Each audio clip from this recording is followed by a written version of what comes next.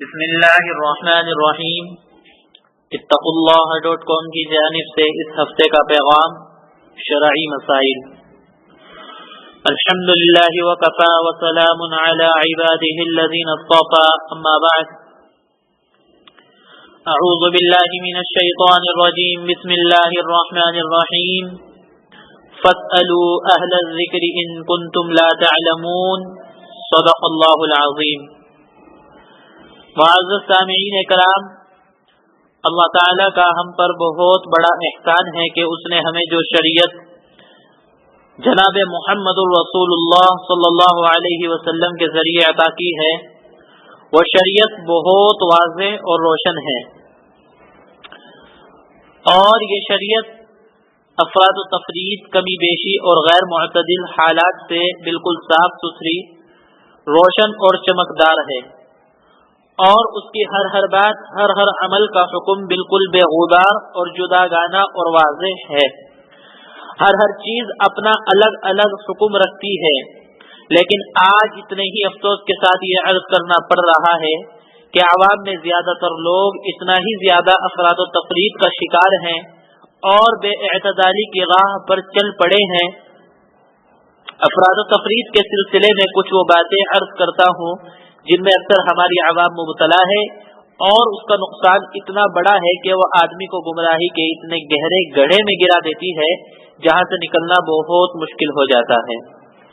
کہیں آدمی کو اس کے درجے سے گرا دیا جاتا ہے تو کہیں اس کے رتبے سے اوپر اٹھا دیا جاتا ہے۔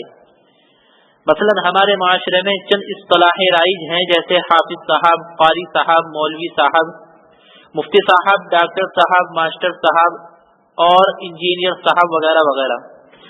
مگر میرے دوستوں، ہر آدمی کی پڑھائی الگ الگ ہے۔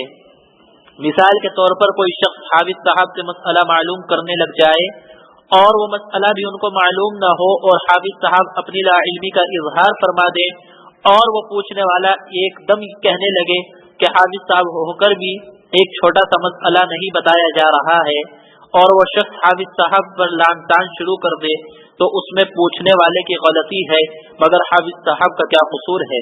ہاں، حافظ صاحب سے یہ تو معلوم کیا جا سکتا ہے کہ یہ آیت اس طرح صحیح ہے یا اس طرح صحیح ہے، اس کے بعد کون سی آیت ہے، کیونکہ حافظ صاحب نے قرآن شریف حفظ یاد کیا ہے، مسائل نہیں پڑھے ہیں۔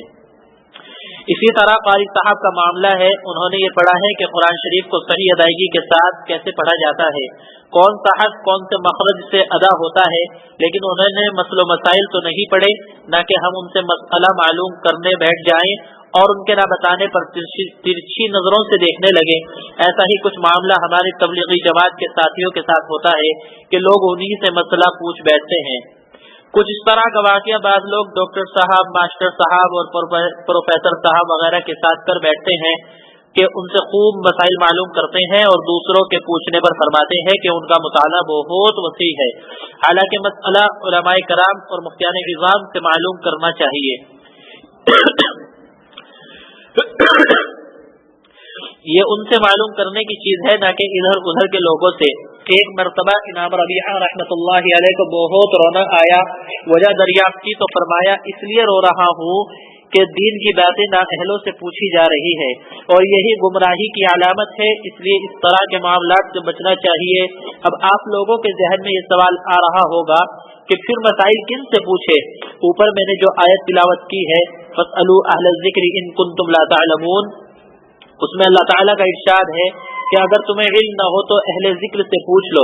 اس آیت شریفہ میں یہ اصولی ہدایت دی گئی ہے کہ جو لوگ کسی علم و فن کے ماہر نہ ہو تو انہیں چاہیے کہ وہ اس علم و فن کے ماہرین سے پوچھ کر عمل کیا کریں۔ آپ لوگوں کی سہولت کے لیے مفتیان کرام کی ایک جماعت بنائی گئی ہے۔ آپ اپنی روزمرہ کی زندگی میں پیش آنے والے شرعی مسائل بذریعہ فون ان مفتیان کرام سے معلوم کر سکتے ہیں۔ فتاوی اور بڑے مسائل کے لیے مدرسے کے دارالفتاء سے ہی رابطہ کریں۔ ان مفتیان کرام کے نمبرات آپ کو اتقوا.com سے حاصل ہو سکتے ہیں۔ اللہ تعالی ہمیں صحیح سمجھ نصیب فرمائے، آمین۔ وآخر دعوانا ان الحمد للہ رب العالمین۔